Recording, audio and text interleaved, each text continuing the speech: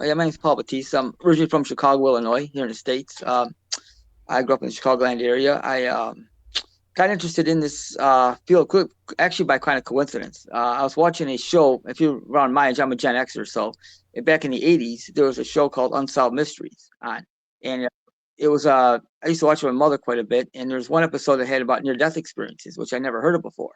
And they interviewed Dr. Melvin Morris and Dr. Bruce Grayson on there. And I watched it with my mom, like, okay, that's pretty interesting. And I kind of like put it off. I was like, okay, and I thought it was pretty interesting when Dr. Melvin Moore said how he resuscitated that 7-year-old girl. Her name was Crystal Merzlock, I believe. And she was on the water for like 20 minutes and he finally got her heart started and what she was able to describe while she was being resuscitated. I thought it was pretty interesting. And I kind of put it off my mind. Then about 3 years later, about 1992, 3 or 4 years later, I came across his book, Transformed by the Light by Dr. Melvin Morris. So I bought it and I read it. He just did the Seattle Children's Hospital study on the first, I think it was the first ever study on children's NDs and how he compared them with a control group of children who had the same lack of oxygen, given the same kind of drugs, and they didn't have the experience. Only children that had been resuscitated really had the experience to come really close to death. And it got me kind of interested in that. And then I remember I went back to read his first book, Closer to the Light. And I thought that was interesting as well. So about a year after that, I came across Raymond Moody's book, Life After Life. And I read that book. And this was in the early 90s, so we didn't have internet back then. So I had to go to my library to do this in a bookstore. And after that, it kind of spiraled. I heard about IANS, International Association Near Death Studies, around '94, I think it was. So I signed up with them, and then I started reading, getting into it a lot.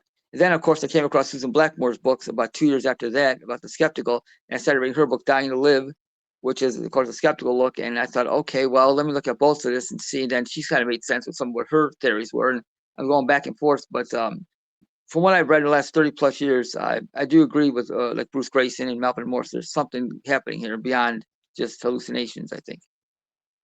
That's how I kind of got started. Then I came across your channel. I got on Facebook about 15 years ago, and I started looking at the podcasts, different ones. I'm Skeptical, one was called Skeptical, and there's a couple others that came across yours, Thinking I, about 2018, 19, right when you started. And I really, when you started talking about your thoughts, I said, wow, just basically what I'm thinking, same kind of mindset, and Liz Enton, she has one "What the F Just Happened" podcast, and I watch hers and talk to her on Facebook, and we all kind of agree the same mindset, kind of. So I said, Yeah, okay, Liz is very good. Yeah, yeah, she's very good. Yeah, I like Liz very much. She thinks the way we do, I kind know. of from Uh-huh. the yeah.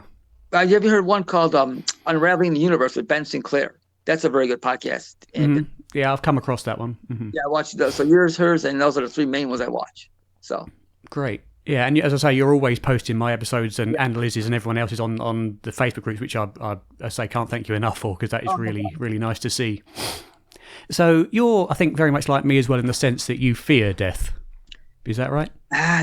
Yes, I've been around it a lot. I've lost a lot of people close to me I'm in my early 50s. So, and I'm starting in my early 20s, lost a lot of people close to me, younger and some older, and that. And I've actually worked at a cemetery years ago, so it didn't really freak me out to do that. But it was like, you always wonder, well, the question, the big question, like, why am I here? What's the meaning of it all? And going through all this, and when you lose people close to you at a young age, especially, it really like sinks in. It's like really like, Yeah, wow, it it's does. Yeah.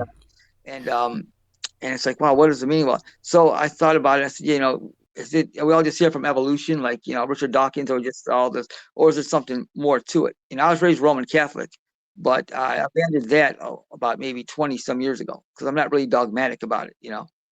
So I'm more, I say, if anything, be spiritual because near death experiences come back to say they're more spiritual, less religious, and I do agree with that. So I would say, yeah, just what you fear about death, what I do, as simple as you kind of like, if there's nothing after, what's the sense? What was I before I was born? I don't know. I don't remember anything. And I've been under anesthesia before for different procedures, and it's like lights out. And I know you talk about that. Is it like being under anesthesia? Because if the mind and conscious is different, separate from the brain, why is it anesthesia knocks us out and we don't remember anything? Which is interesting. I think about the Pam Reynolds case and L. Sullivan case that Bruce Grayson talked about. So I said, well, I don't know. I don't remember anything when I was out, but my heart didn't stop either. So I don't know.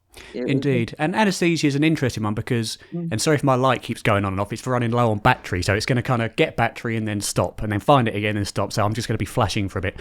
Um, yeah, anesthesia is an interesting one because although from an external point of view, from the doctor's point of view, you are out for, however long the procedure is, experientially, there is no kind of, and I haven't been under anesthesia. That anesthesia terrifies me. The thought of being forcefully put out, I don't like that.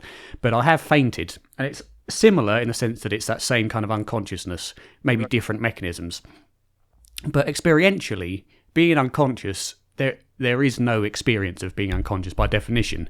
It's not like, you're awake, you see the mask or the injection or whatever coming towards you, and then there's nothing, and then you're awake. It's more that you see the mask coming towards you or the injection going into your arm, you feel tired, and then the next moment happens when you wake up. There's no sense of not being conscious because, by definition, that's not possible. So the question is, if death is unconsciousness and non-existence, and experientially, what could that possibly be other than another conscious moment? Because by definition we can't experience unconsciousness. And although, logically I can understand that I shouldn't fear death, or that nobody should fear death, because we can't have the experience of never existing again for eternity. If that's what death is, we can't have that experience, so there's nothing to fear. Right. But that scares the hell out of me. Just that thought of, perpetual non-existence and the fact that that can't be experienced frightens me, and I don't like that. But that's, I think, with my anxiety and which focuses around health and being ill and death, I think that anxiety kind of is what pushed me into looking at these sort of things. Whereas with you, it sounds like it was a more experiential losing of something, grief, that pushed you towards it. With me, it was the fear of it. And that's kind of where I got into near-death experiences and other phenomena, just as a way to try and conceptualize what actually seems to happen after death and what that experience of non-consciousness is or is felt like. And interestingly, it seems that is not what is experienced. And it is more like what we do experience with being unconscious, one moment to the next. No matter what time period passes in between that, experientially, we experience as one full continuation of consciousness. Right. And even it's the same with sleep. I mean, we don't experience sleeping unless we dream, which is kind of a semi-conscious, but there is consciousness there. So we experience being tired, dreaming, and then being awake. We don't experience being tired, dreaming, being in deep sleep with no consciousness, and then being awake, because that period isn't experienced. And so it's the same again for pre-birth. Can we say that we didn't exist, or can we say that we just don't have any recollection of experience prior to that? The experience is the same. So it's an interesting thing to ponder, unconsciousness, because by definition it's not an experience, and we've never experienced it in our life. So what does that mean for death? And that's kind of, just on a brief, kind of what got me into it. And it sounds like that interest, although the mechanism of the prompt for us was different, it sounds like the interest is the same. That experiential phenomenon of death.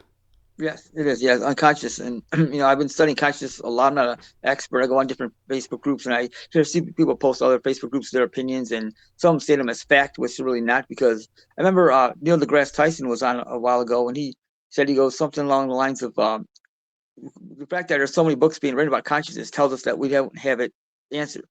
There's Amaroff's version, there's Christoph Koch, David Chalmers, you got the information integrative theory, I believe, and all these different theories, but I don't think anybody's yet pinned it down to exactly, and I don't know if we ever will. We may not. I don't know. But how did it come about? How did consciousness come about from non-life, from single cell organisms? Was it divinely put into us? Was it about evolution or whatever? I don't know. That's the thing. And where does it go after? And what was it before exactly? But you believe, like I study the research of University of Virginia, the Division of Perceptual Studies. I read their books. Irreducible Mind, Beyond Physicalism, and Consciousness Unbound, 3. And those are very good books. I highly recommend people read those. There's a lot to it, a lot of volumes, but it's worth the read. And Dr. Ed Kelly. Ed Kelly, yes. Yep. And I think they're writing a 4th book. I think Ed says he wants to do a 4th book. And it's really in depth, I'll say that. But even it's not one for kind of the casual reader. It's a very scientific, I suppose, academic book. Yeah, I haven't been able to get all the way through it yet. I must say it's a very hefty tome, as they say. It is. It took me a while to get through. Also, yeah, it took me a while to do that myself. But and even I have to go back and reread it sometimes. Like, wait a minute, you have to. But it always comes to the point with I agree with you. Okay, I read all these. I studied this for 30 years. I've actually talked to Daniel Brinkley over the phone. I talked to Dr. Melvin Morris. I talked to Dr. Powell, Diane Hennessy Powell over the phone right before she did the telepathy tapes on the pandemic and all these things. And it's interesting to talk to these people. But still the background, like, well, okay, what does it all mean at the end? Like, is it still after all these years of researching this and studying this, is it still means that at the end of life, am I still going to be conscious of some sort after death, or is it just am I reading these books, am I doing all this, watching these podcasts, and it doesn't matter because it's lights out anyway forever? Which I wouldn't. We won't know about it. Granted, you won't, but it still wouldn't. It would. I don't know. Well, even so, I suppose watching the podcast and reading the books and talking to people, that's how we determine what's Right. true and what's not. Because it's many people have studied things for years that turned out to not be true. Yes. But through that process, we then took something with us to show the world that we've discovered that this is not how it works, so let's move on. So I suppose doing all this work, whether it turns out to be true or not, is valuable in the sense that we have uncovered partly what's true and what's not. So it's not certainly not discouraging to keep going. I don't think, because I think it's not going to be that way. I think it's going to be that we're going to determine what that consciousness as we currently understand it and death as we currently understand it is not what it is. And I think it's going to be a much more meaningful kind of process in that sense, but it'll take a while. I agree. You have to follow the data, like Bruce Grayson and saying that's true. And if I were as I've been doing it, so I lean more towards what you say. Yes, I do believe that with the bulk of the data points that conscious does. Sam Parney is researching aware studies, especially. I just read his book Lucid Dying, which I would highly recommend. I just read that, and it's even and for a long time when I first heard about him back in early 2000 when he was just launching Aware One. He kind of sat on the fence a lot in the interviews, like he didn't want to say too much. But now I watched the last interview he did at the Noor Foundation. You can find it on YouTube. And his Rethinking Death documentary, he clearly states that, yeah, he believes consciousness does continue. So he's, I think, leaning more towards that. And with the bulk of his research as well, I would say so too. I'd be very surprised if it did at this point. Yeah. For sure. And as you know, despite the evidence, there are still many that will emphatically state that there is no evidence for survival and everything is just a case of wishful thinking, Right. as I'm sure you've come across a lot on the Facebook groups, especially. So what sort of things do you see?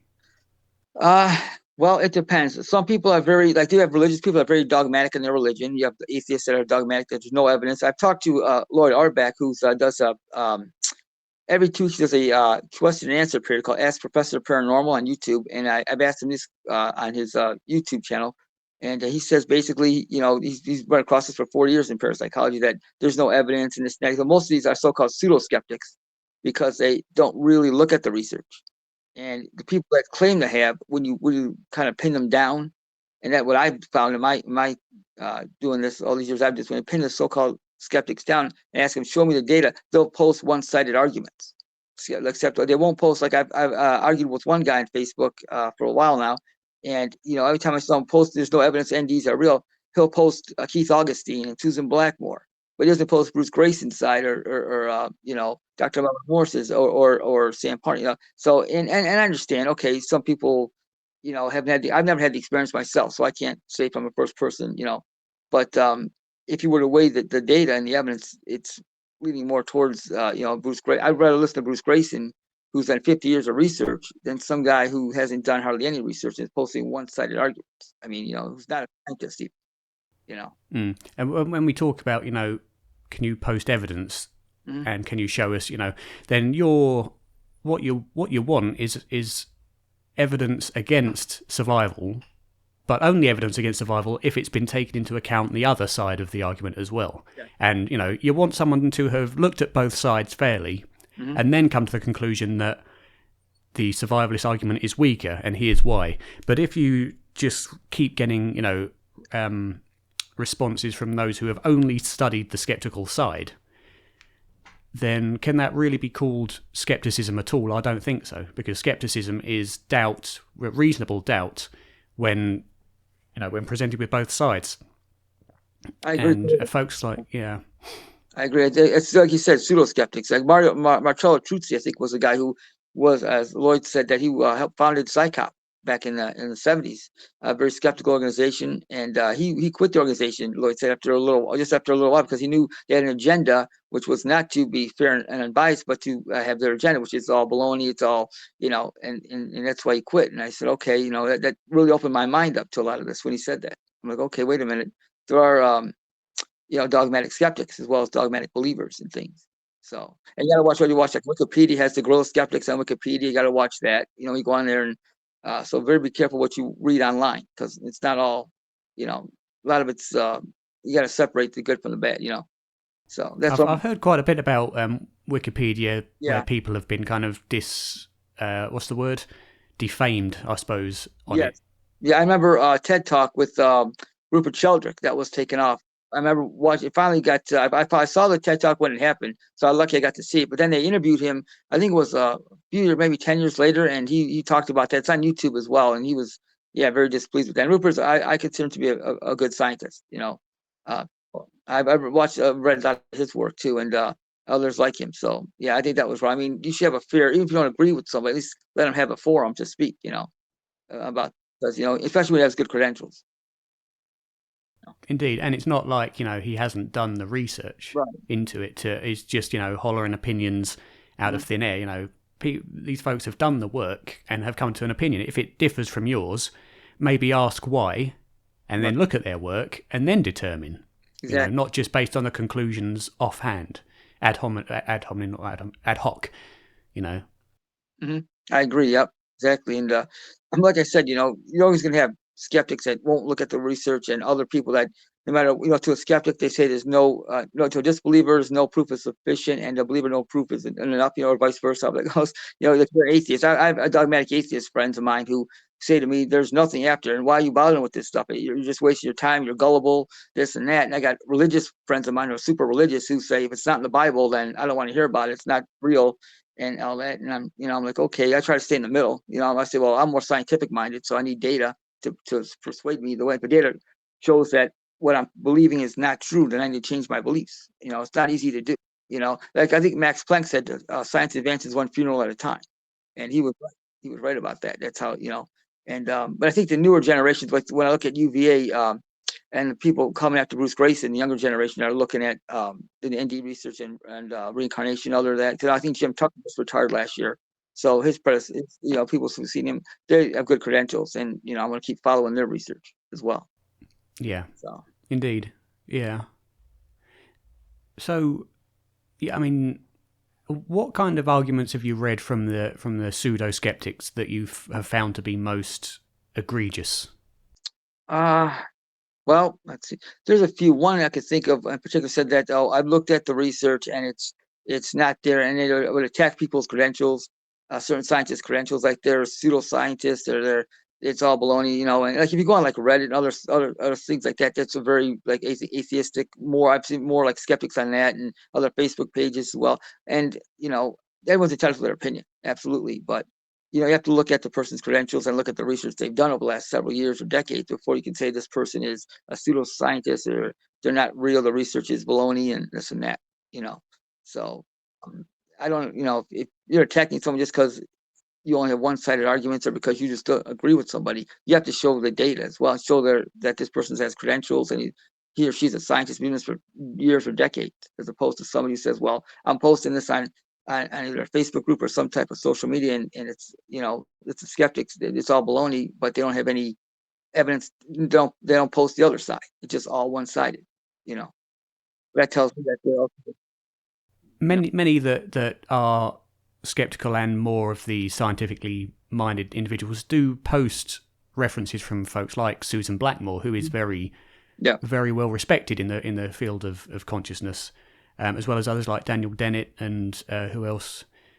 Christoph Koch and folks like that, who seem to be. I don't know much about Christoph Koch, but I know that Susan Blackmore and Dan Dennett, when he was alive, were certainly a lot more on the side of death is the end of consciousness. And folks certainly do quote or refer to their work a lot. So what do you think about their work? Have you seen much of it? I have. You said Especially you read. more mostly. I've talked to. I know Daniel Dennett is as well. I've researched a little bit of him and Christoph Koch a little bit. Um, I know Susan Blackmore claimed to have an ND experience back in the 70s when she was on smoking cannabis or some psychedelic and had that. Um, but I also know when she was on, I think it was Skeptical podcast. And this is years ago. I think it was Alex Arcadis was the host, and you can go back and reference it. It's on the website on YouTube as well. She kept saying over again when Alex, the host, would pin her down, like, okay, what have you done? She's like, well, I've been involved in research in 15 years or 20 years. I'm in other research so long now. I don't know. But yet she'll go on another show and say it's all baloney. And Alex kept pinning her down. Like, well, how can you say it's all baloney if you haven't been in the research for 20 years, 15, 20 years? And so I think I understand. I read her books and I understand where she's coming from. But when you have other scientists, like I said, Bruce Grayson and Sam Parnia and others who say that, no, I've done the research too, and they're medical doctors and they tested patients, let's say, with low oxygen and drugs, and they say, no, it's not that, you know. And I like when I watched your interview with Susan Blackmore, and I thought it was very, very good interview too. And you kind of pinned her down to, oh yeah. So it goes back to the same thing. I think that some people are stuck in their own way of thinking sometimes. That even though they post references and that, but that's I don't know. I've seen people post references for things, and I look at the references, and it's not all what it said, or it's like they try to make it both sides, but then you could clearly tell they're one-sided at that point. And I've looked at the references, and like I said, I've been reading Susan Blackmore's books for almost 30 years, and I actually think she's a good person, a good scientist. I just think that her conclusions are wrong compared to, like, say, Bruce Grace, who's doing this for just as long, if not longer, and Sam Parnia, who's a medical doctor. So yeah. What do you think about the common argument that I hear a lot as well, and that's probably the most formidable argument against these things, is that anecdotes aren't evidence? I get that a lot too. I argue with some skeptics on Facebook groups and others that, yeah, it's anecdotal. I know. I get that a lot too. And yes, technically they're right. Okay, but look at it like this. Like in a court of law, eyewitness testimony in a court of law. If you have, thousands, millions of people from all over the world, as Sam Parnia, to quote him, millions of people from all over the world that don't know each other are reporting the same kind of thing. At what point does it become more than just an anecdote? And it's become, okay, especially have vertical perception, vertical evidence, and certain things, it becomes more than just word of mouth to me. That when you have hundreds of people don't know each other from all over the world, atheists, Christians, Muslim, doesn't matter, and are reporting this. Granted, the interpretation is cultural and religious, depending on the background, but the core elements are the same. Okay, so I don't agree with, it's just anecdotes or dismiss it. I think you're kind of throwing the baby with the bathwater with that, because if it was all this anecdotes, we wouldn't have vertical perception. I read the book The Self Does Not Die from Haynes, and that was a very good read. And yeah, it's I don't think we're ever going to get to the point where we can pin it down in a laboratory and say, okay, it's here's not a body experience, and here it would be nice with Sam Parner's work if they saw the images on the shelves. I think that would have been definitely a good thing, but at the same time, when Sam talked about that, he said a lot of patients weren't aware of it. And number two, why would you look at an image on a shelf somewhere where you're not emotionally attached to it when you're looking at your body? Look at the doctors trying to resuscitate you. You know what I mean? So I understand what's coming from that point of view as well. And I think getting that kind of empirical evidence would be difficult just based on the results from Sam Parnia's studies on pure size of the participation that would be needed. The sample sizes from 2,000 patients, they had 2 cases of out-of-body experiences. Oh, I thought it was 1, it was 2 apparently, according to Orson Wedgwood. But the problem with those is they didn't even take place in the rooms where the targets were. So if you think from 2,000 people you've got 2 cases, that's is that 1%? No, 0.1%, isn't it? Or is it? Hang on. I think it's something like that. Yeah, something like that. It's 1,000 times less than the participants. So yeah, 0.1%. I think that would be. Imagine the size you'd need to get any kind of sample to then analyze. Bearing in mind that a percentage of those, in this case, 100% of those, took place in a room where the targets weren't. So you'd need to allocate a good percentage of that 0.1%. And cast that off immediately. You'd need huge numbers of hospitals taking place all over the world, to get any chance of getting a hit at all. And then you've got the case of analysing that hit and then looking at the medical records to etc. My point being, it's a very difficult undertaking to do. It is. I think about Pim Van Lommel study in the Netherlands, we had 344 patients back in from 88 to 2001. They had 18% had ND. And I read his book, Conscious Beyond Light. It came out, I think, 2010, somewhere a while ago. But he says 18%. He's a cardiologist. He first heard about this back in the 60s before the term ND was even discovered or invented. And in his study, over from 1980 to 2001, 344 patients, 18%, I think he said, had ND. So it's very hard. You're right. You need a big patient population, and you need it's a massive undertaking for sure, more than just the AWARE studies, I think, as you said. But even with that, I think Dr. Lommel says that, yeah, he agrees that NDs are real and it's not a hallucination. So, and he's a cardiologist for many years. And another common rebuttal I hear is that, well, NDEs are very emotional things, and so people see an opportunity there to write a book and make a lot of money. Doesn't matter if it's true or slightly embezzled or completely embezzled. And that's what a lot of people will point to, and I've heard it a lot from against Kimberly Clark Sharp and Maria's tennis shoe, as well as other cases that, well, Eben Alexander as well, they're in it just for the quick buck, Right. What do you think about that? Well, I've actually spoken to Kimberly on the phone a few times, and I've seen many of her interviews going back to the 90s. And with the Maria Shoe case, I remember, I think you interviewed her as well. And yeah, she really, I agree. I believe what she said. I think that what they happened, granted, years have gone by now and that, but still, it's hard to, I know there have been books written. I can't remember the guy's name who wrote a book, or a kid, I think it was, wrote a book years ago on his ND and came back and said, I made it all up. And so that does happen. And like Jeffrey Long, his ND website, NDRF.org, I think it is. I went on there a few times, and people say, well, I could post a fake ND to anybody can do that. And yeah, okay. But that's why I go for cases with medical documentation, vertical perception, and things in that kind of thing, more than just I like listening to reading Endorf and things like that, but it doesn't convince me as much as, say, Sam Parnia's work would, or Bruce Grayson's and things like that. So indeed, I mean, there was a case, wasn't there, of a YouTube, quite well known YouTube atheist guy called, was it Holy Kool-Aid, I think, who posted a fake account, a fake NDE account to NDRF, and then used that kind of as proof that, well, it's all nonsense. I mean, what he said on his video that he made about it, what he said he'd written was very different to what he had actually written. The core basics were there, but the way he read it on his video, it made it sound much more ludicrous than how he actually wrote it, which was a bit disingenuous. But the point was fair. Anyone can post anything to that website and have it approved. Despite, there is, of course, as much verification as possible, I'm sure, on that site, although I don't know much about it. But as you say, that's when you look to things like Sam Parnia and Bruce Grayson, and things like The Self Does Not Die, which is another very highly attacked book, especially, I know from when I spoke to Susan Blackmore.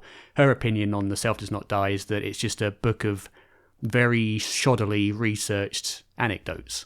Mm-hmm. But yet when I speak to Titus Rivers, who's one of the authors, and Rudolf Schmidt, who's another one of the authors, they'll tell me we did everything we possibly could to verify these as far as we could possibly go, and we threw out a lot of them, even though there were strong cases. We threw them out and didn't put them in the book because they didn't stand up to our expectations. So when you hear from Susan Blackmore that it was very shoddily researched, and then from the authors that say it wasn't, then you got to decide what determines what's true there. Right, I agree. And because I wasn't involved in writing the book myself, I can't tell you who was telling the truth. I'm more likely to agree with Titus because he wrote the thing. Mm-hmm. Right. I remember when you interviewed Gerald Worley. He's of course a skeptic about the Pam Reynolds case. But then again, I listened to Bruce Grace, who actually spoke to Dr. Spetzler, who was Pam's neurosurgeon. And I don't think Dr. Worley did that, but Bruce Grayson did. So he actually went to the definitive source of Pam's neurosurgeon and said, what kind of saw was used, what kind of, and he's like, yeah, I saw interviews with him saying, yeah, I don't know how she could have known that. So when you do that, it adds a little bit more than just an anecdote. I think it's, when Pam said she saw what it looked like a electric toothbrush or something, looked like her or something.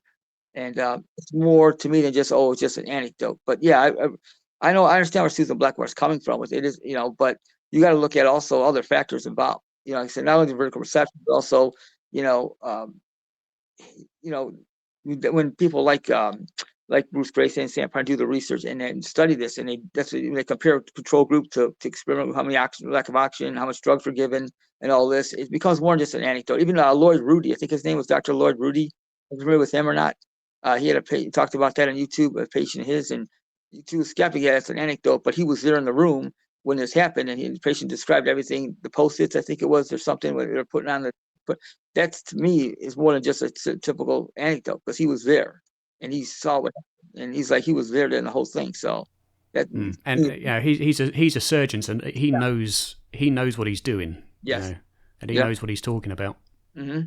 So it's more just an anecdote to me. I mean, I understand where they're coming from. That's why I'm very skeptical of a lot of things too when it comes to like near Jeffrey Long's website. Anybody can post, but it's more than that too. When you have collaboration from doctors and nurses and all this stuff, and I've heard NDs and seen people who describe things that peak and daring experiences. In other words, people who deceased. I know Bruce Grayson talks about this, who didn't know were deceased until later on when they were having an ND.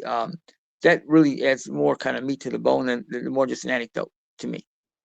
I don't think we're ever going to get to we're never going to get to the point where I think it's going to be 100% proven beyond a shadow of a doubt that this is real, in the sense that mathematics can be proven to a certain degree, but not this. This is something more subjective, I think, than that.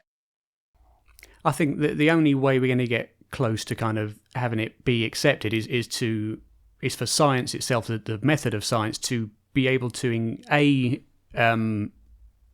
accept that these experiences happen and they are beyond our current scientific ability to research, and also when after following that people begin to develop more branches of science that focuses more towards consciousness as a separate phenomenon itself, rather than just assuming that it's an epiphenomenon of brain function that I struggle to see. As you said earlier on, the brain is effectively a huge network of on and off switches. And those on and off switches, talking about, synapses action potentials, which is either a neuron fires or it doesn't. And the basis of those on and off switches are, at their very fundamental levels, material, atoms and subatomic particles, all of which by default are non-conscious because they're matter. At least as we assume it to be now. Even, the electrical charges that one would say, well, it's a bit, we've also got electricals and electrical signals and chemicals going on in the brain as well. Fine, but electricity is just the passing of electrons between atoms. Chemicals are just an arrangement of atoms in a certain way. At the end of the day, they're all atoms. They're all non-conscious, apparently, by default. So the question becomes is, regardless of the fact that they're matter, electric charges and chemicals, the fact that all of those are non-conscious by default, where does consciousness come in from there? And by consciousness, I mean, the sense of awareness. Well, I've heard of the default mode network. I'm sure you've heard of that.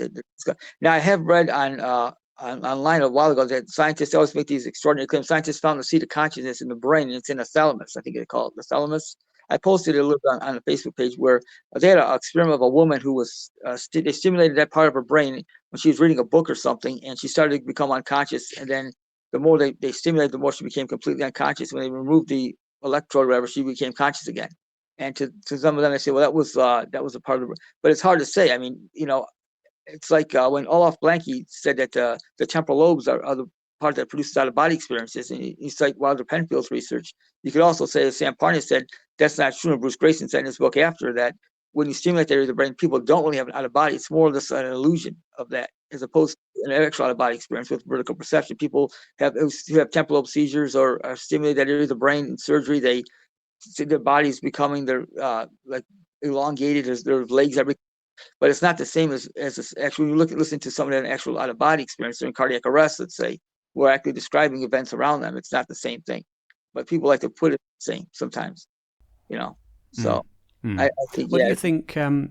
What do you think to the argument that brain and consciousness correlations are, simply correlations? We can't draw conclusions from that. I recently put this in. I was playing around with AI, and I recently put this into ChatGPT just to see what it would come up with, because my logic was, well, this bot has access to all the information on the internet, so surely it could come up with a reasonable conclusion. And I put it in, it said, well, the consciousness and brain correlations are a little bit more than just correlations, because they also have very strong predictive power, Mhm. and therefore you can't say that brain and mind reactions are just correlation.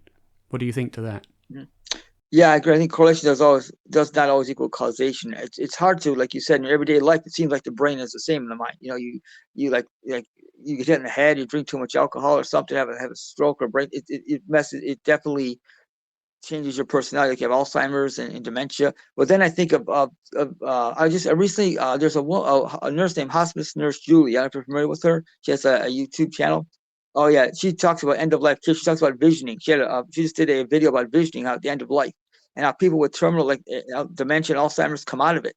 And this is that could be a few days, a few weeks before. And she says it's clearly not the same as hallucinations from lack of oxygen or drugs. A lot of these people weren't even on any type of drugs or really any lack of oxygen to the brain, that they come out of it and see individuals that sometimes they didn't know were deceased.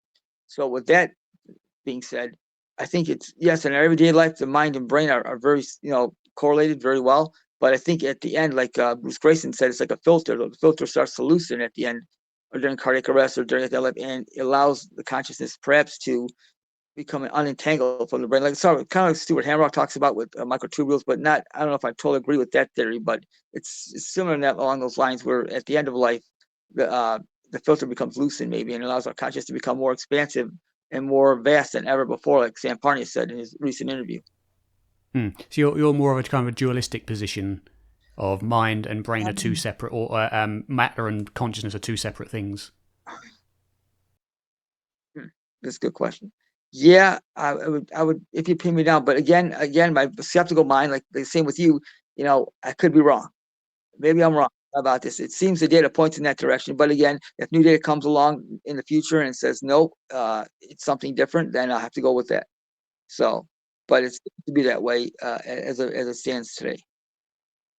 So, Because I know that a lot of people, as soon as you mention dualism, mhm. many people immediately kind of say, "Don't be ridiculous." That's fantasy thinking. And then you get other positions like Bernardo Kastrup, who is an analytical idealist that says that the brain is what the mind looks like from a disassociated perspective, which is a bit difficult to understand at first, but if you listen to him, then it becomes a lot clearer. Mhm. I think then you've also got panpsychism, which is effectively all matter is conscious to some degree, and I haven't gone much into that, so I can't really speak about that, but there are several different philosophical viewpoints, because I find that a lot of people seem to entwine or equate science with materialism. Mhm. And science to me is kind of the process of gathering data, and then what you do with that data then becomes philosophy. The way you interpret that data then becomes philosophy. So materialism isn't science, but materialism is a philosophy derived from the process of science. Mhm. So when someone says survival of consciousness after death isn't scientific, what they mean is doesn't fit into the materialist paradigm, Mhm. which is I think is two separate things, science and materialism, although it's often conflated. Right. I agree with that. Absolutely. Yep. I totally agree. I remember when I saw an interview with Ed Kelly. He was just on, I think Liz Enton interviewed him. And recently he said basically, according to his mind, he's been doing this for a long time too, that the war against materialism is pretty much over. And it's just that a matter of, a new generation coming along and taking over, because in his mind, that's a lot of but again, I have seen on YouTube skeptical arguments against DOPS. I posted a while ago on my Facebook page, about someone talking. I forgot the guy's name. A YouTuber was like, "Oh, UVA, they do." He mentioned some people's names that work there. I won't mention, but he said it's all pseudoscience, this and that, and that. But then again, they don't give any references or anything, and it's just one sided. But I think I would agree more with that, Kelly. I think that again, materialism is a philosophy. So is dualism. So is pantheism. They're all philosophies. And granted, materialism has been the predominant one for the last 100 years or more, and it does explain a lot of the world. And we got a lot of technology out of materialism and a lot of knowledge of the universe and world that we live in because of materialism. But I don't think it's the full story.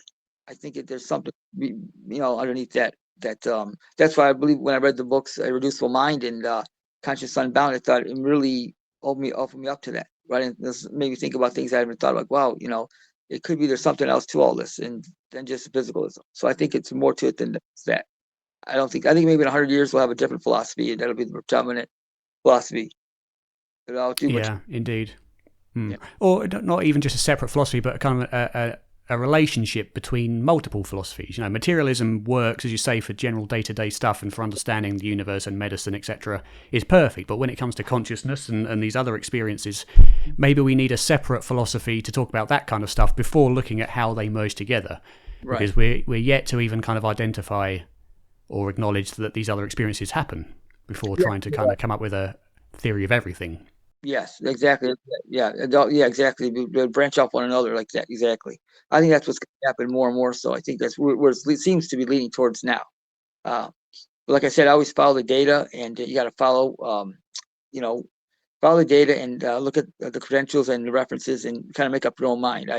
If the data is leaning towards one way, that's where I'm going. But if in the future it leans a different way or the opposite direction, well, as much as I might not like it, I got to go the opposite direction. It's just, the skeptics are right.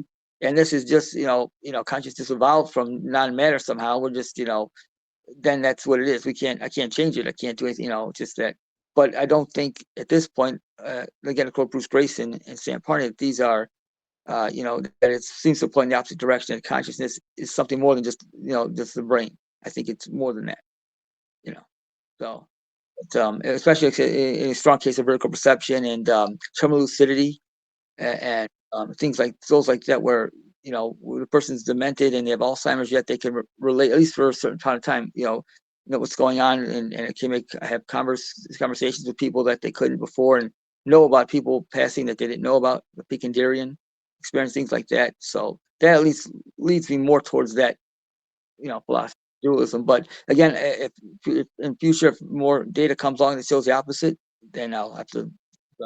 I mean, chances are that anybody on Earth who hold their own opinions, whether materialist, whether dualist, whether idealist, it's going to be totally different to the reality, because there will be things in the universe that we haven't even begun to consider might exist or might be a mechanism. As the comparison I made recently, or the analogy I made recently with, I can't remember who it was, but it's like trying to explain the mechanisms of quantum physics to an 11th century monk. They have never even conceived of particles, let alone, how they intermingle. So there's things like that. There will be, I'm sure, in the universe that haven't even entered human perception yet, let alone I agree. being able to tie it all together. Yeah, 100%. I agree. When I say 95% of our universe is dark energy and dark matter, which means they don't know what it is. So I don't. Yeah, exactly. The more we learn about the universe, the more we realize we don't know. And I don't know if there'll ever come a time where we'll know everything. I don't think so. But I know science is one. You said a theory of everything, but I don't know. But what I don't like is when I see. I won't name names of certain popular scientists and physicists and cosmologists who go on certain podcasts and certain shows and say one very popular. I won't say his name. Cosmologist came on recently and said, "Yes, well, what about near-death experiences? Do you think they're real?" Like, oh, it's just hallucination. It's the bright lights of the operating room, and it's people seeing the white doctors in the lab coats. That's the white, what they're seeing really. It's all, Yet this person might know a lot about cosmology and physics, but I could clearly tell he doesn't study near-death experiences at all. He hasn't looked at the research at all. Yet he's an expert in one field, but yes, yeah, indeed. It's like, wait a minute. And it's a reasonable position to hold. Mm-hmm. Until you've actually looked at the study, because that seems a perfectly obvious explanation. Someone's near to death, their brain isn't working, they're pumped full of all these drugs in the hospital. Of course, it's hallucination. Anybody would think that. But have you actually looked at veridical perception? Have you looked at evidential mediumship? Which mediumship as well is a subject that people will just say immediately it's nonsense. Mm-hmm. But we're not talking about the sideshow kind of crystal ball tell your future kind of thing. We're talking about evidential mediumships that have been tested and quadruple blinded studies. We're talking about that sort of thing, not the sideshow entertainment people, or even the ones on television, which I think are dubious at best. I agree. Yeah. I know Julie Bichel and Woodbridge Institute, Forever Family Foundation. They do quadruple. I read her book, quadruple blind studies, and all that. And you have to be very skeptical, because mediumship has been. I remember 100 years ago, Houdini used to try to disprove mediums. And I remember Penn and Teller. They had a show on about that. I did see a podcast. I think it was Liz Enton again. Just recently, did a interview with a guy named Mike Anthony, who talked about exact. I don't know if you've seen it, and how he went to go see Penn and Teller's show, and how good at mentalisms they were. They were very good mentalists. And I don't know too much about mentalism myself. I know, I know little magic tricks, but nothing that's beyond me. And how Penn and Teller did the show, and it was like, wow, it made him so. He's like, man, this must be all baloney. It's all mentalism. But then when he went to the medium, she told him things about her dad that there's no way she could have possibly known. It was a living age inside, what she read his mind. I mean, that's the skeptics. Sometimes they say it's this living age inside. They're reading the sitter's mind subconsciously, but it could be that. But I think it goes beyond that. When he asked he asked his dad, show me signs, and he's seen some signs. So I don't know. It's still kind of up in the air, but yeah, I think that a lot of it is baloney. But when you have like Julie Beischel doing quadruple blind studies, I think it's more than that. It's more scientific, at least. And I agree. It's certainly showing that there is something going on that shouldn't be going on. Right. And rather than dismissing it, we should look to disprove it. That's how you should do it. Look, but at least acknowledge that something weird is going on. Yeah. Rather than just saying, well, that must be then just false or a trick or a misinterpretation or something, because that's not possible. Well, what if it is? Right. Let's do some more research and prove that it's not right. That's what you do in science. You come up with a hypothesis, you test it, you do what you can to prove it wrong, and then if you can't prove it wrong, then you develop a theory around it. But just to dismiss an odd perception or an odd phenomena that shouldn't work is you're just not progressing, whether it turns out to be true or not. I agree 100%. Exactly. Yeah, exactly.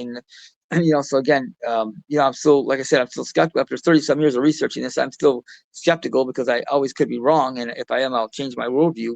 But again, you have to do just that, form theories and test them and see if what's right and what's wrong. And if it's wrong, you go from there. And if it's right, you keep, you try to advance more theories on how it could be correct. So as of now, where I sit now, after 30 years of researching this and talking to people who had near-death experiences, I would say the majority of evidence points to the direction of survival. That consciousness does seem to continue, at least for a period of time after death. Yeah, I would agree. Yeah, at least for a period of time. Whereas the materialist view that consciousness is just with the brain and dies when the brain dies is, I don't agree with that at this point. The evidence doesn't point in that direction right now for me. So. Tell me about your interest in cryogenics, because that's quite an interesting one that I've not seen before. Yeah, Mr. Ned, since I was a young kid, I was always interested in science fiction since I saw Star Wars, and I always want to know what's it going to be like in 100 years. Maybe like the Jetsons, and and plus a couple of my fear of death. I did sign up years ago for Cryogenics as well. So I thought that, well, if I'm wrong, and NDs and all this stuff is just hallucinations or whatever, and there's nothing, at least maybe. Science can maybe do something in 100 years or so to bring me back. So that's So I got into that because of the fear of death again, and the thought that being buried in the ground or cremated really doesn't. Not a nice thought. No. Not a thought at all. No. So I thought that if this works, maybe. If not, then I'll just be as dead anyway. So, but that's how I got into that. Yeah. So it's understandable because the human being. Because I have no doubt that evolution is correct. I've never seen anything more reasonable an explanation than evolution. That doesn't, however, that explains maybe where human beings came from as an ape, but it doesn't explain, where life came from, where consciousness came from. Right. I think evolution was a process in which, over time, nature evolved our brain, which was able to be a much more relevant or a much more comfortable, I suppose, seat of consciousness, enable us to perceive a lot more. I mean, there's creatures out there that can perceive can perceive reality in such a much more amazing way that we can see colours that we can't even imagine, and can sense things. I mean, even just if you think of a spider who can sense when a predator's nearby or a prey's nearby just by the vibrations of the ground, or a dog that can easily survive just with their nose and can differentiate between different scents and can understand who's an enemy, who's a friend. We can't do that. But what we have is we have the ability to reason and to be self-aware. And I think that's just a natural stage of evolution that's allowed us to do that. But whereas others have evolved in different ways to suit their environment, I have no problem with that. I still struggle with the idea, though, that natural random processes, even over millions and millions and millions of years, from matter could give rise to consciousness, which is fundamentally different from matter. you know.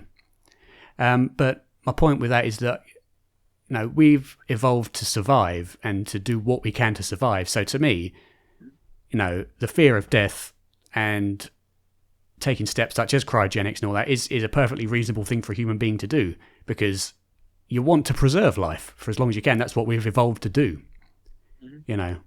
So I think it's an interesting thing. I don't know if I'd do it. I think it'd be an interesting one, but I don't think I would have the guts to go for it.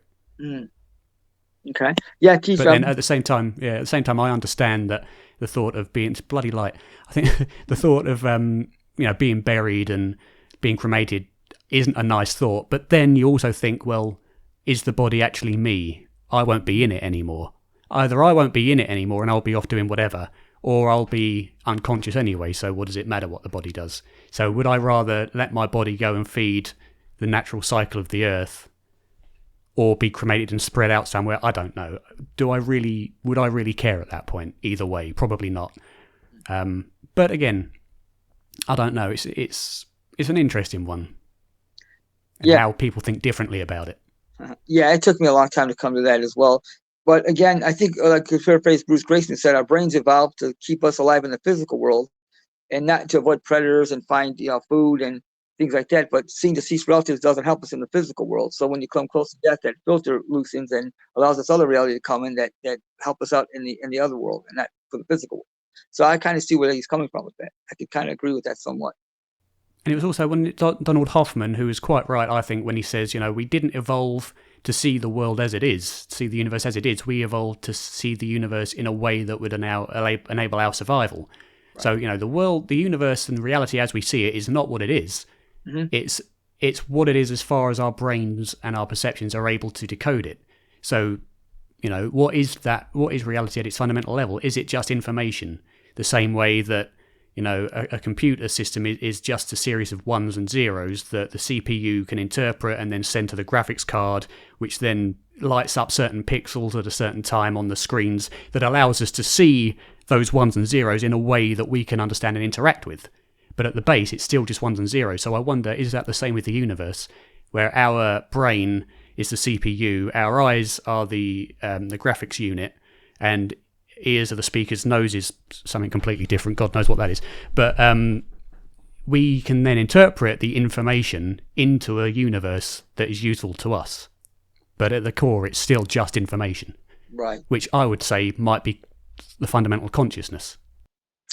Yeah, I agree with that. It's like the old saying, what's it like to be a bat? Remember, a lot of people, what's it? Yeah, I have no idea. Exactly. Is it all, exactly, where's it all come from? Is it all, was the universe like 13 billion years old or something, they say, from the Big Bang until now? And, where did consciousness come from? Exactly. You could explain where matter came from, but how did consciousness rise or evolve from that?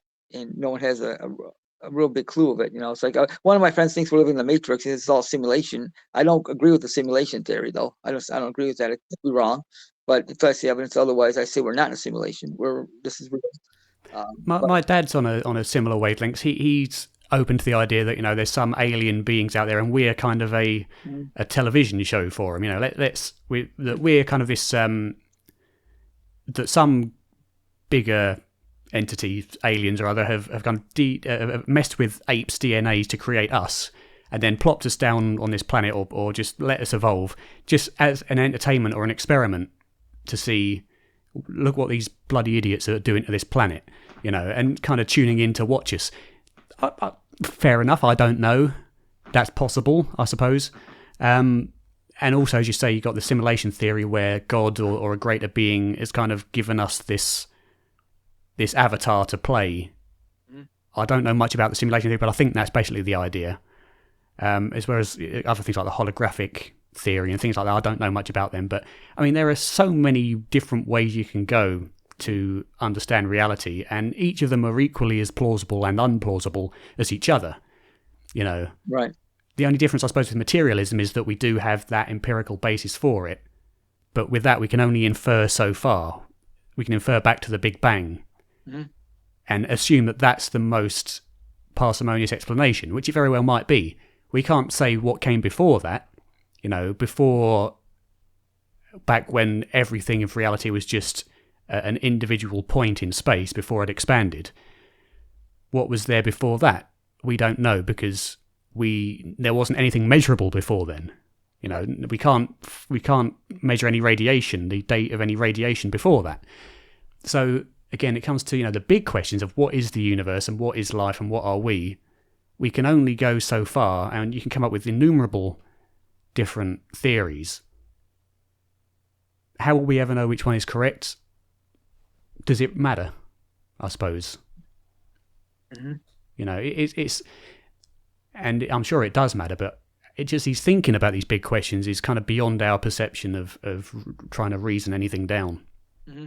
Yeah, I agree. We're only, like you said, our lifespan's only 100 years if we're lucky, and you know, universe is billions years. I can't even conceptualize that. It's like, wow, you know, and everything that's happened before I was here, and everything's going to happen. They say the universe got trillions of years to go, whatever it is. I can't even conceptualize that either, if that's true. And the big crunch and all that, and I have no idea. It does get your head spinning a lot, like all these theories out there, which is right. But at the end of the day, it's like, for me, it's like, okay, what is the meaning of all this? If there's any meaning at all, you know what I mean? Yeah.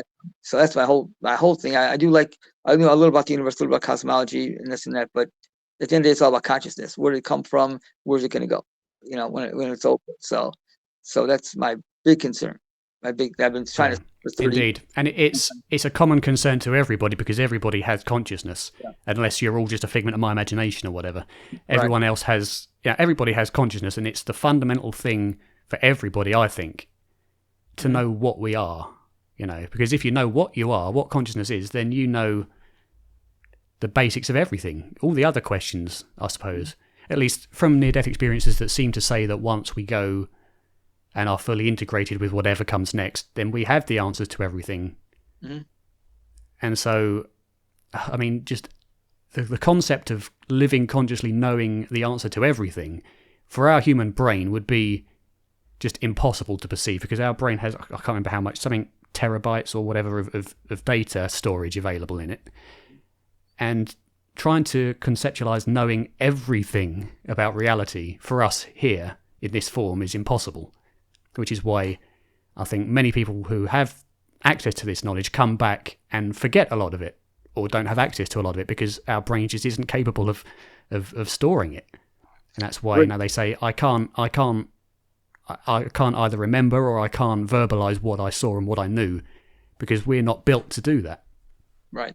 Yeah, I think Sam Pine talked about that in his interview with the North Foundation last year. He said the reason why a lot of people, they say, how come some people don't remember anything when they could revive, and other people have, I think it's 10 or 20% of people have memories, 80% roughly don't. And I think he said one of the reasons he said it's not only because of the drugs we give them during resuscitation, it blocks their memories, but also because when they leave their body and their brain, they have all this knowledge that they get, and then we put back in a physical, 3-pound whatever brain, it's too much. They couldn't handle it. It's like, exactly, that's when you say to somebody, describe your experience, they say, I can't, there's no words for it. And so researchers try to force them, okay, well, they try to use metaphors for it. Yeah, exactly. I think I agree. It's too much for our brain to handle all that. We can't conceive it in this reality, you know. That's where I think the original teachings of people like Jesus and Muhammad and the Buddha, whatever, because I don't think the Bible is what was actually said, more an interpretation over thousands of years and changes that have been made. You wonder if, you know, what Jesus said is, there's a lot of metaphors in that, because maybe he had one of these experiences, or he had some kind of spiritually transformative experience where he saw these things, understood these things, but was unable to verbalize it. So he had to use metaphors and analogies. And unfortunately, you know, to his detriment, people have just taken those and extrapolated so many strange things with it over the time. I mean, I've started listening to an audio version of the Bible just out of curiosity, and because people have said you should do. And I think, well, if you're trying to look at these questions, I suppose you should understand the other views. And I can't resonate with it at all, if you want to use that word, because it just seems so anti everything that seems to be real and true. You know, that our eternity after death purely depends on believing or not in a loving being who will forgive you, but equally send you to hell for eternity, just seems so counterintuitive to me that it just doesn't work for me. And again, you know, having texts over 2,000 years old, there's no one that can convince me that nothing's changed and it's been exactly the same and the correct interpretation of what these people said. So I think that the original teachings of Jesus were, of course, love and compassion and everything else. I think they could very easily have stemmed from some kind of experience that he had like this. I agree. That's why I say when I talk to a lot of near-death experiences, I'm saying I become less religious but more spiritual, because a lot of times the ND does not correlate with the teachings of their church. A lot of times they leave the church and become more spiritual. I have friends who are very dogmatically religious. Like if it's not in the Bible and it's just the way it is in the Bible, and if it's not that way, then no, it's not right. You're going to burn in hell, whatever, if you don't follow the teachings of Jesus or whatever, And here people have these near-death experiences and similar spiritual transform experiences like that. They say it's not that dogmatic. You know what I mean? It's not, and so yeah, I become more spiritual, I'd say, but less religious. I was raised a certain way, but I don't totally agree with the teachings I was taught as a kid, because of also the knowledge I've had over the years, just life experience plus studying this phenomenon and others similar. I think it's not that simple. You're right. 2,000 years ago, it was a different world. Like I say, you have dogmatic Christians, dogmatic atheists, a lot of dogmatic. And I was raised a certain way in Christianity, and it took me years to overcome it. And I went to all the rituals in the Catholic Church and all that. And some people, I still relatives are very much into Catholicism, and that's fine. But I agree. We say, well, like I say, again, with near-death experiences, they say that it's not about the dogma and this and that. It's about the golden rule. It's like even Bruce Grayson talks about when he interviews these people. Said the golden rule is, when near-death experiences talk about the golden rule, it's not just a rule to follow. It's like a law of the universe, like gravity. Because what you're going to have in your life review, when you treat people bad, you're going to feel that in your life review, and the good and the bad. And so I resonate more with that than I think the dogma of a certain religion. I think it makes more sense as well that if you do bad actions or whatever, instead of being judged once and then thrown into hell or whatever forever, right, you re-experience what that pain did to other people, and then you take that and you learn from that and incorporate that into the rest of your lives or whatever else. That to me makes a lot more sense, and makes a lot more sense as well from a religious point of view. If you're trying to develop better as a person, then surely it's better that one judges themselves and learns from their mistakes than just being thrown into hell forever with no chance of improving. Yeah, but I don't know. Yeah, I was taught that in my religion, that hellfire, and you can burn in hell forever. And yeah, I don't necessarily agree with that either. I mean, like I said, with the life review, at least you could, like, I remember watching when Tom Sawyer had his near-death experience.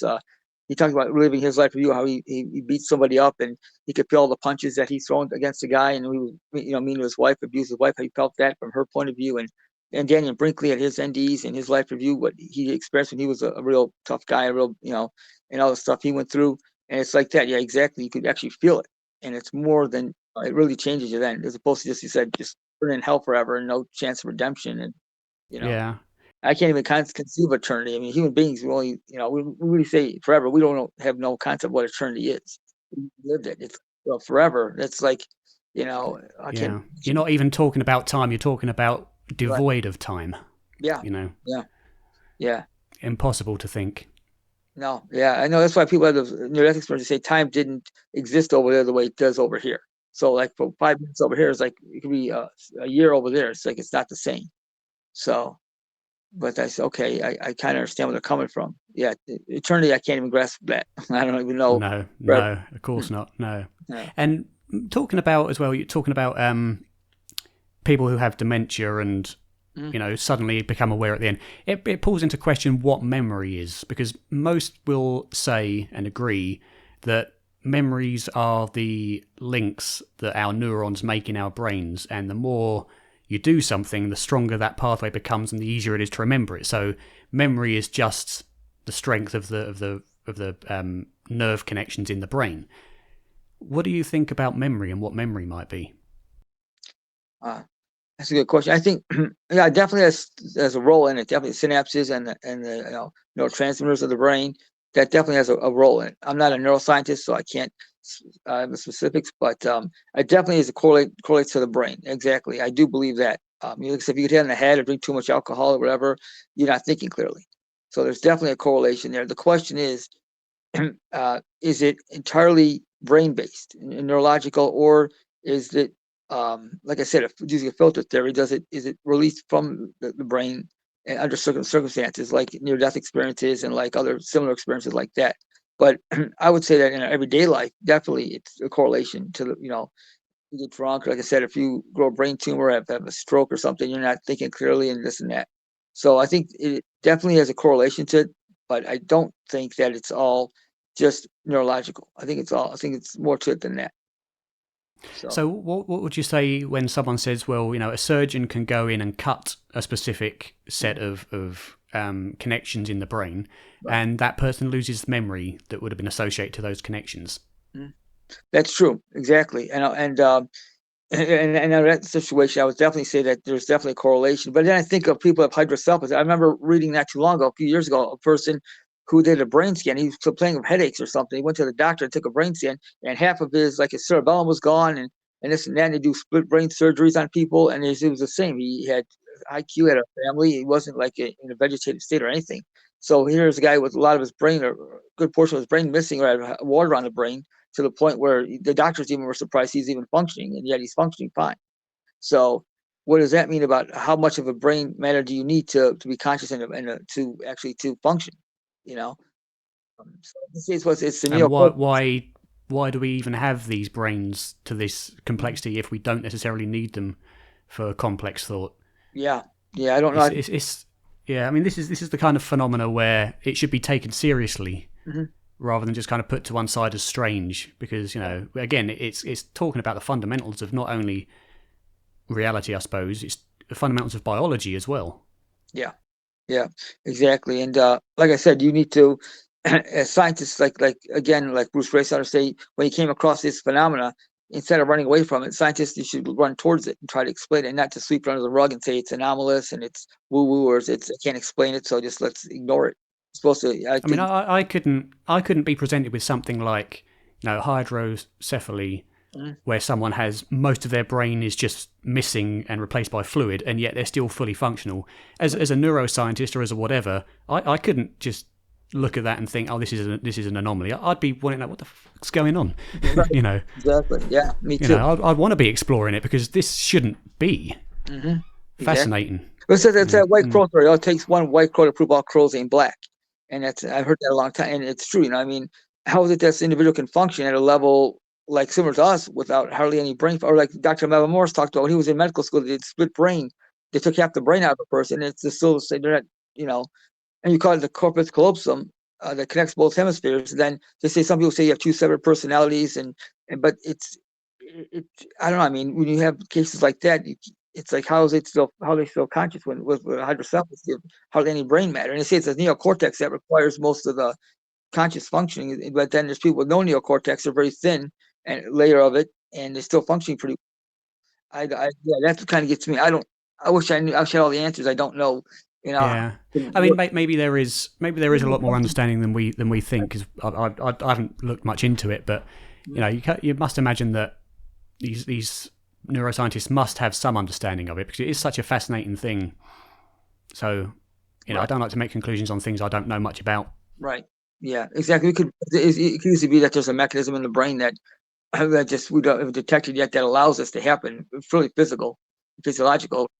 That's definitely true too. So, but it is fascinating either way. It's still should, like I said, you agree, shouldn't be just swept under the carpet. It'd be like, what's going on here? This guy doesn't have, most of his brain's gone. Yet he can function. Wait a minute, you know. And not only that, but often, or not often, but there a case of someone who had that very little brain matter and was a very successful mathematician or something like that, almost approaching genius levels, or was that a myth, a bit of a myth that I saw? I'm sure I saw it somewhere.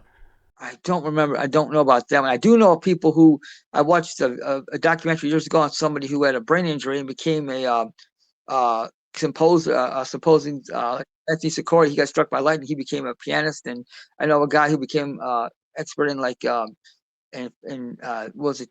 I think it was geometry or something. And then it's And like someone else that had some sort of injury and woke up speaking a different language. language. Yes, I heard of that too. Yeah, that's yeah. How do you explain that? I don't know. Uh, Yeah, difficult. And that was also the case, wasn't it, when someone had was it a liver transplant or something, and they started talking in a different language and picking up mannerisms of the donor. I yeah, don't know how true again that is, but I've seen it. I've heard of stories like that, heart transplants, whatever. This lady had a heart transplant and started liking chicken McNuggets or something. She hated chicken McNuggets. They found out that her donor loved chicken McNuggets.